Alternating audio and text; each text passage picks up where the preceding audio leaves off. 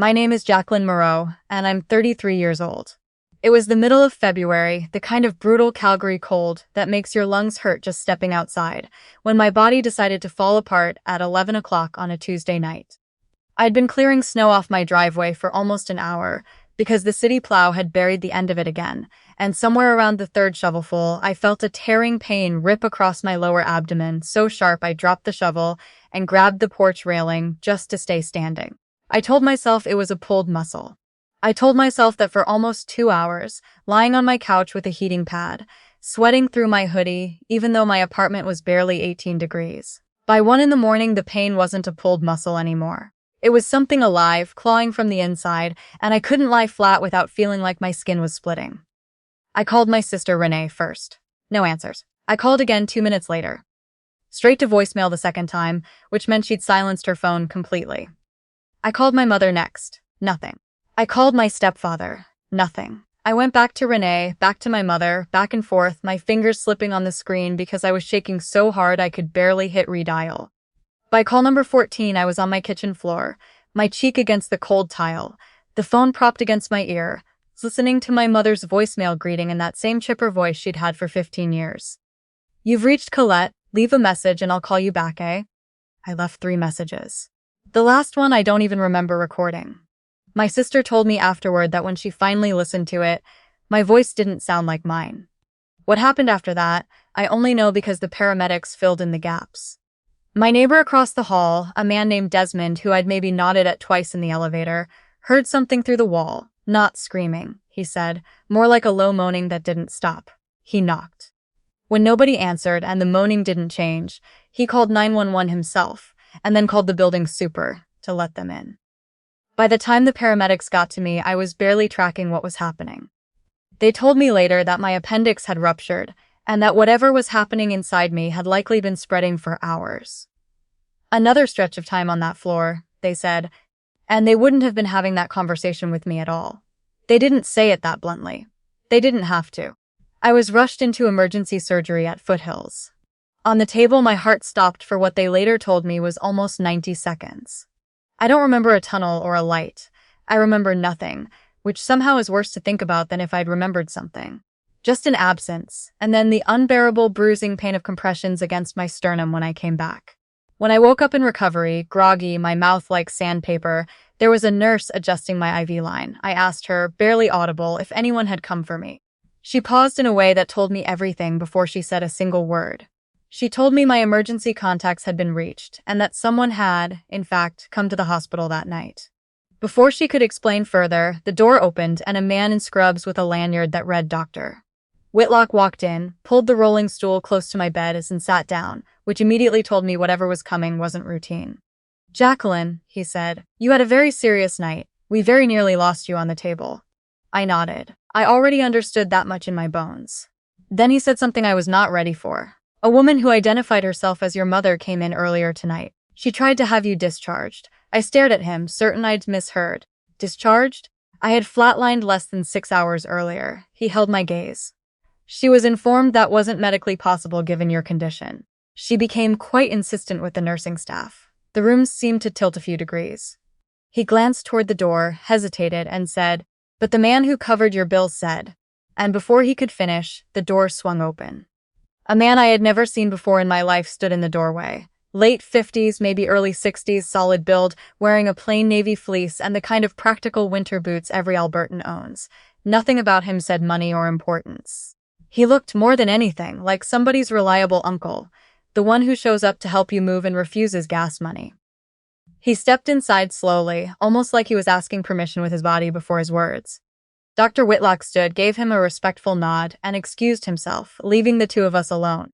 I pulled the thin hospital blanket up over my chest, more instinct than modesty, and asked who he was. He sat in the chair the doctor had just left and folded his hands together. He told me his name was Marshall Boudreau. He said he'd been at the hospital that night visiting his older brother, who was 2 floors up recovering from hip surgery, and that he'd overheard a commotion near the nurse's station on his way to the elevator. A woman, my mother, he now understood, had been loudly insisting that the staff release me, because, and he said he was quoting her as closely as he could remember, Her younger daughter's engagement party was happening at noon, and the whole family needed to be there to help set up. The nurses had refused, explained that I was in critical post-operative care, and my mother had asked, apparently without a trace of irony, whether there was a waiver she could sign to take responsibility and just leave with me anyway. He watched the whole exchange from a distance, a total stranger, and said something in him just shifted, though he couldn't fully explain why even now. He'd asked a nurse quietly what was going on with the patient in question. She couldn't share details, of course, but he'd seen enough on his own. That no family member sat with me, that my mother eventually walked out of the building without looking back. He went down to the billing office and asked what my situation was. When he learned I had no one present and that a gap in my coverage was about to trigger an administrative hold that would interrupt my care, he paid it himself, just like that. A man whose last name I hadn't known 20 minutes earlier had made sure the hospital could keep treating me without interruption. I didn't know what to say to him. I genuinely had no words. I'd just been told that my own mother tried to pull me out of a hospital bed, hours after I'd flatlined, so she could get home in time to help set up balloons for my sister's engagement party. And now a stranger was sitting next to me, telling me, in the most unbothered tone imaginable, that he'd quietly made sure I survived the night. I started crying. Not the polite kind, the kind that comes from somewhere you usually keep sealed shut. Marshall didn't try to comfort me or tell me it was okay. He just sat there with me, which turned out to be exactly the right thing to do. My mother and sister arrived together later that afternoon. My mother walked in first, already talking, already explaining that her phone had been on silent because she'd forgotten to turn the ringer back on after a movie the night before. 14 calls. She said she simply hadn't heard them. Then she looked around the room, spotted the small bouquet on the windowsill, the one Marshall had brought before heading back up to sit with his brother, and asked, almost annoyed, why there were flowers from someone she didn't recognize. I told her a stranger had bought them, had paid my hospital bill, had stayed with me when I needed surgery. She said, that's strange, and never once asked who he was or why a complete stranger had needed to step in for her own daughter. My sister stood near the door the whole visit, arms crossed over her coat, nodding along to whatever our mother said, never once coming close enough to sit beside the bed.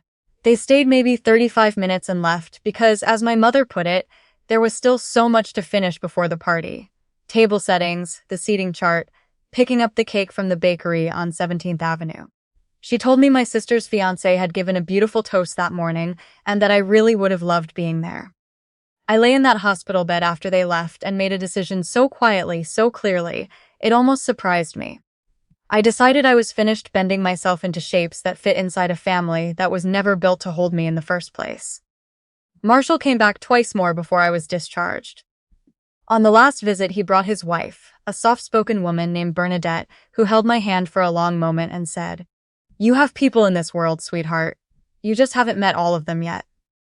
I think about that sentence more than I think about almost anything else from that month. I found out later, through one of the nurses who'd grown fond of checking in on me, that Marshall had also formally reported my mother's attempted discharge to the hospital's patient relations office. He never mentioned it himself. He wasn't the kind of man who needed credit for doing the decent thing. But the hospital had it documented now. On record, should anything ever have gone differently that night because of outside interference. It's been almost a year now. I'm fully recovered, physically at least. My relationship with my mother and sister is something I'm still figuring out how to live with or without. The fog has cleared on who they've always actually been versus who I spent 33 years needing them to be.